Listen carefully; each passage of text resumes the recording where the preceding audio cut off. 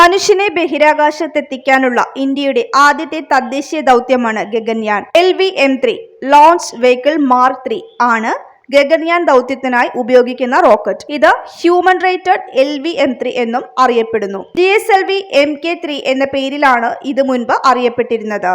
മലയാളിയായ പ്രശാന്ത് ബാലകൃഷ്ണൻ നായരാണ് 4 പേരടങ്ങുന്ന ഗഗൻയാൻ ദൗത്യ സംഘത്തിന്റെ തലവൻ.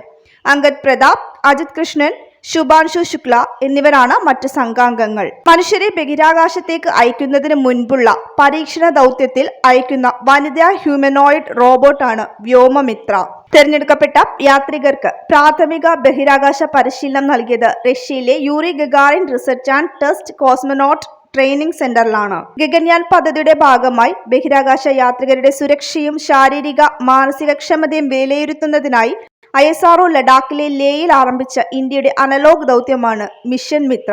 ഈ ദൗത്യം വിജയിക്കുന്നതോടെ റഷ്യ, അമേരിക്ക, ചൈന എന്നീ രാജ്യങ്ങൾക്ക് ശേഷം മനുഷ്യനെ ബഹിരാകാശത്തെത്തിക്കുന്ന 4ാമത്തെ രാജ്യം എന്ന പദവി ഇന്ത്യ സ്വന്തമാക്കും. ഗഗൻയാൻ പദ്ധതിയുടെ പ്രധാന പ്രവർത്തനങ്ങൾ ഏകോപിപ്പിക്കുന്നത് ബംഗളൂരുവിലെ ഹ്യൂമൻ സ്പേസ് ഫ്ലൈറ്റ് സെന്റർ ആണ്. ഗഗൻയാൻ പേടകത്തെ നിരീക്ഷിക്കുന്നതിനായി ഓസ്ട്രേലിയയുടെ നിയന്ത്രണത്തിലുള്ള കോക്കോസ് ദ്വീപുകളിലാണ് ISRO താൽക്കാലിക ഗ്രൗണ്ട് സ്റ്റേഷൻ സ്ഥാപിക്കുന്നത്.